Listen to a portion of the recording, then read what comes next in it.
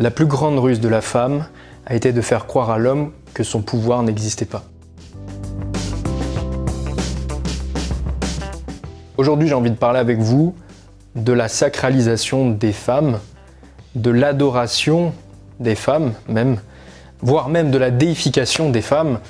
Et pour commencer, on va commencer directement. Je vais vous donner cette image qui pour moi résume parfaitement ce dont j'aimerais vous parler aujourd'hui. C'est Monica Bellucci dans Malena, le film Malena. On voit donc cette belle jeune femme, Monica Bellucci forcément, qui marche dans un vieux village italien et vous avez tout le monde qui la regarde. Et elle marche et elle va s'asseoir à une terrasse de café. Et à cette terrasse de café, elle commence à sortir la clope. Et là, vous avez tous ces hommes autour d'elle qui se précipitent pour lui tendre un briquet ou une allumette.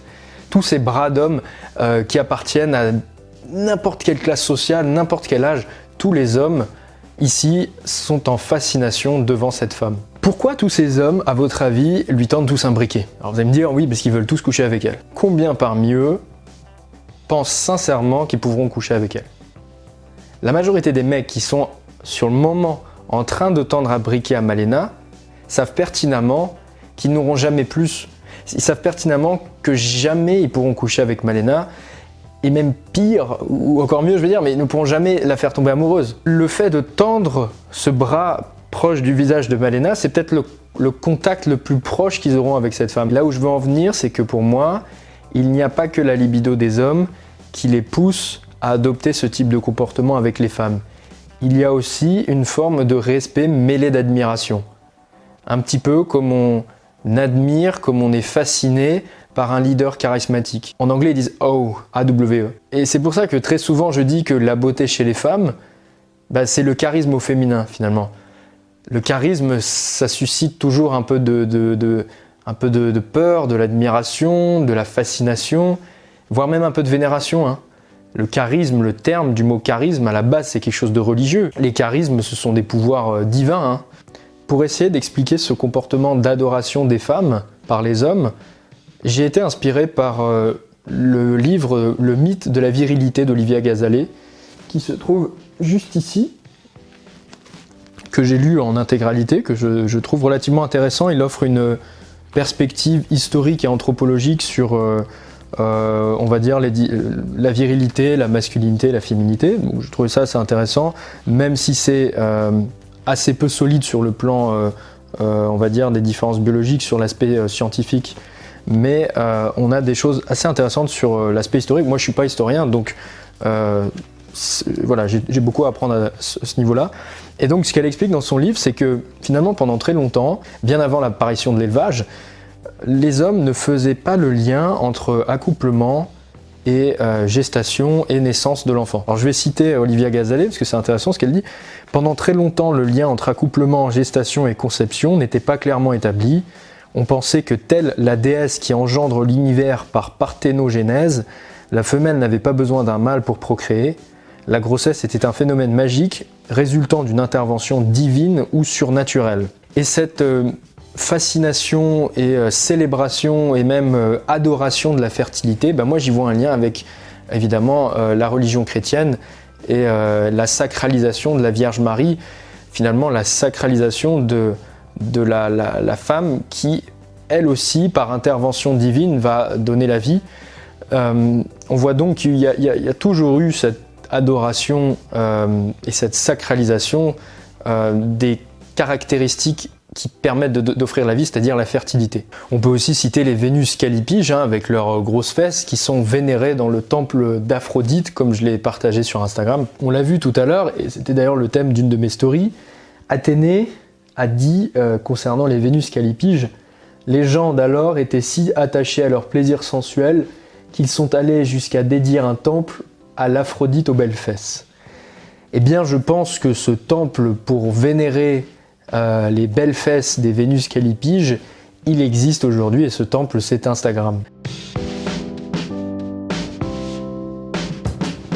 Instagram, d'un point de vue évolutionniste, c'est une plateforme de démonstration de sa fertilité. Les indicateurs de fertilité, c'est tous ces indicateurs qui montrent que vous êtes fertile, que vous êtes prête à enfanter, c'est par exemple un certain ratio taille-hanche, c'est les gros seins, les larges hanches, les grosses fesses, la graisse au niveau des fesses. Il y a des études, notamment une qui a été menée par Geoffrey Miller, qui est très souvent citée dans le milieu scientifique, qui montre que dans les strip clubs, plus une femme est fertile, c'est-à-dire plus une femme se situe dans son cycle menstruel proche de la période d'ovulation, c'est-à-dire la période de haute fertilité, là où la femme est la plus fertile. Donc plus une femme est proche de ce pic de fertilité dans les strip clubs, plus elle reçoit de pourboires. Les femmes sont plus jolies quand elles sont au milieu de leur pic de fertilité.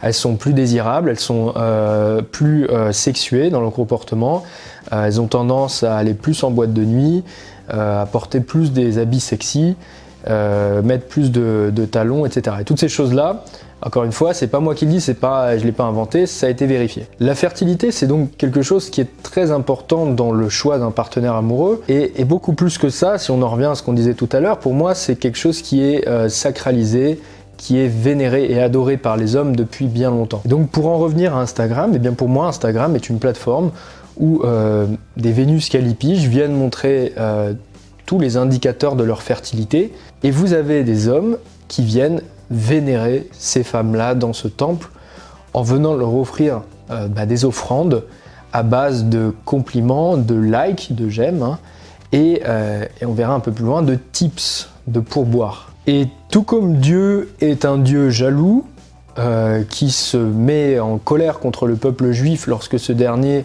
se met à vénérer le veau d'or pendant que Moïse est parti chercher les tablettes sur la montagne, eh bien la femme est une déesse qui peut aussi s'outrager lorsque ses adorateurs vont vénérer les formes et la fertilité d'autres femmes. Et cette histoire de comparaison de beauté entre les femmes, c'est pas nouveau, hein. On connaît tous le mythe de la Belle au bois dormant, hein, cette reine sorcière jalouse de la plus jeune et qui est un peu plus belle qu'elle. Instagram, c'est ça. Instagram, c'est des déesses qui se comparent les unes les autres, qui se font parfois souffrir, hein, à force de comparaison, et qui peuvent réellement souffrir si elles sentent qu'elles sont moins le centre de l'attention. Il y a une vidéo qui tournait comme ça à une époque où on voyait une Instagrammeuse, une influenceuse, qui était affolée, qui était réellement en souffrance parce que son compte Instagram s'était annulé, quoi, s'était supprimé. Because I want to be on Instagram. I am nothing without my following. I am nothing without my following. Alors je sais pas si vous lisez L'Enfeust. Moi j'adore L'Enfeust, j'ai beaucoup lu ça quand j'étais gamin. Et dans ce tome-là, à la fin, vous avez L'Enfeust et ses amis qui arrivent dans un temple dans la montagne avec tous les dieux de l'univers de L'Enfeust. Et il y a une déesse qui est en train de disparaître. On voit, elle est de plus en plus transparente. Et alors il lui dit, mais qu'est-ce qui lui arrive? Et elle dit, eh bien c'est parce que mon dernier adorateur est en train de mourir. Et en fait, ce que l'auteur explique de manière assez habile, c'est que les dieux et les déesses dans L'Enfeust existent uniquement au travers des yeux de leurs adorateurs. Et plus ils ont d'adorateurs, plus ils ont de la puissance. Et bien je pense que c'est exactement pareil avec les femmes sur Instagram, qui sont donc des Vénus callipyges, des déesses de la fertilité. Donc Instagram, hein, c'est ce temple où des déesses s'affrontent à coups de fesses pour savoir qui aura le plus d'adorateurs et qui obtiendra le plus d'offrandes de leur part. Tout comme à l'époque, on avait des humains qui venaient donner un pourcentage de leur récolte à le sacrifier à la déesse de la fertilité pour... voilà, et bien là, vous avez des humains, des hommes qui viennent sacrifier une partie de leurs revenus au profit d'une déesse. Et autant dans le monde un peu plus normal, du moins dans un monde physique, vous avez aussi ce système d'offrande, hein. Vous l'avez quand, par exemple, un homme, pour séduire une femme, pour la courtiser, il va l'inviter au resto, c'est-à-dire il va lui faire une offrande de nourriture, parce que dans la majorité des cas, c'est l'homme qui invite, il fait une offrande. Les femmes ont un rapport très particulier avec la nourriture. Dans le monde réel, on pouvait recevoir une offrande d'un seul adorateur à la fois. Or là, aujourd'hui, vous avez, comme diraient les étudiants à HEC, une vénération rendue scalable, c'est-à-dire qu'on peut recevoir des offrandes d'adorateurs partout dans le monde. Et là, on se rapproche vraiment du rang de déesse. Vous allez avoir des femmes qui vont apparaître sur un live, Twitch par exemple, et sur ce live, elles vont parler. Alors, elles vont soit jouer à un jeu vidéo, soit elles vont parler de leur journée. Voilà.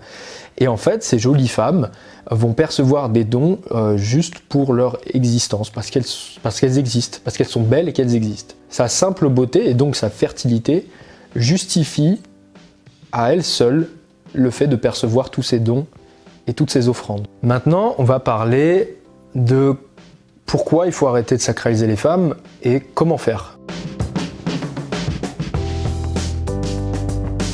Un homme qui a longtemps sacralisé les femmes, un poète, lorsqu'il découvre que la femme n'est pas une déesse et qu'il la ramène sur Terre, eh bien il peut être très énervé, très en colère et même dangereux. Il y a des exemples comme ça d'Américains qui sont devenus très dangereux lorsqu'ils ont découvert que les femmes n'étaient pas ces déesses qu'ils pensaient. Vénérer un dieu et adopter une posture d'humilité par rapport à lui, s'écraser par rapport à Dieu pour ceux qui croient en Dieu, c'est tout à fait normal. Faire ça pour un autre être humain, c'est malsain. C'est clairement malsain, qu'on soit croyant ou pas croyant d'ailleurs. Clairement, les femmes ont un mépris profond pour les hommes qui les adorent. Les femmes, c'est pas Dieu. Dieu, il aime ses adorateurs, la femme n'est pas Dieu. Donc, il y a un mépris pour l'homme qui la considère supérieure à elle. Et je le lâche comme ça, comme un pavé dans la mare, mais oui, les femmes sont attirées par les hommes qui pensent être supérieurs à elles, tout simplement. Donc, en adorant une femme, eh bien, vous lui montrez que vous n'avez que très peu de valeur. Très souvent, on me pose la question, Léo, comment on sort de la friend zone? Eh bien, on stoppe ce type de comportement de sacralisation. Justement, c'est exactement ça. On arrête de faire des offrandes. Plus vous sacralisez les femmes, plus vous gonflez leur ego, plus vous les rendez exigeantes, plus vous les rendez méprisantes, et plus vous foutez en l'air les relations amoureuses, en fait. Une autre manière de désacraliser les femmes, de les descendre de leur piédestal, c'est de faire rentrer en jeu l'humour et la dérision et la satire. Ce qu'il y a de plus redoutable pour quelque chose de sacré, c'est de le tourner en dérision. On peut rigoler, on peut taquiner. C'est d'ailleurs ce que j'ai essayé de faire sur Instagram, je me suis fait défoncer évidemment. Donc j'ai mis des photos un peu rigolotes où je montre une fille qui monte ses fesses par exemple avec un pot de fleurs dans la main. Peut-on dire que cette femme a la fesse verte? Évidemment, quand on fait ça, on se prend l'inquisition sur le dos, on se prend le blasphème dans la tronche et on est accusé de sorcière. Le misogyne est la nouvelle sorcière du XXIe siècle. J'encourage en tout cas les hommes à s'amuser un petit peu, à taquiner, parce que non, la femme n'est pas sacrée, parce que non, montrer ses fesses sur Instagram n'est pas un acte courageux, pas plus courageux en tout cas que montrer son sgeg sur YouPorn. C'est une simple démonstration de fertilité, il n'y a rien à louer là-dedans. Et on a le droit de s'en moquer, tout comme Molière avait le droit de se moquer des précieuses ridicules. Un autre conseil que je donne souvent dans le club des Philogines, c'est d'écouter Jacques Brel.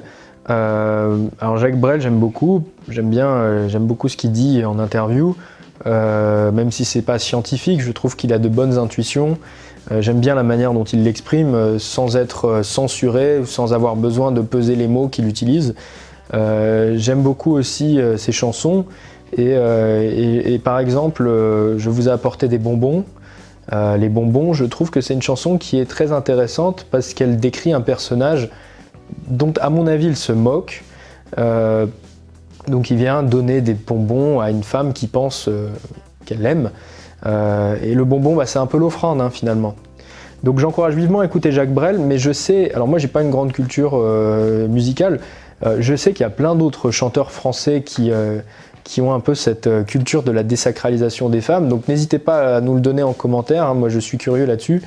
Des musiques qui foutraient une petite claque de réalisme à certains d'entre nous. Après, on peut aussi effectivement parler du rap. Alors moi personnellement, je suis pas extrêmement fan de rap. J'aime pas trop les valeurs qu'il y a dans le rap. Néanmoins, force est de constater que on peut dire qu'il y a certains rappeurs qui ont plutôt bien compris, je pense, de manière intuitive, comment fonctionnaient les femmes. La preuve en est que y a beaucoup de filles qui aiment chanter du booba, quoi. Et enfin, moi, ce que je recommande, c'est de rejoindre le club des Philogines. On me dit souvent, ouais, Léo, t'es obsédé par les femmes. En fait, non, je suis obsédé par le fait que les hommes qui rejoignent le club ne soient plus obsédés par les femmes. C'est surtout ça, en fait, mon obsession. Voilà, les amis, c'est la fin de cette vidéo. J'espère que ça vous a plu, que vous avez tenu jusqu'au bout. Et puis, dites-moi si ça vous plaît, là, le nouveau plan là, que je fais derrière moi. Ça va s'améliorer encore. J'en ai encore sous la pédale, comme on dit, donc il va y avoir plein de choses qui vont s'améliorer petit à petit dans le décor. Bonne journée à tous et à bientôt.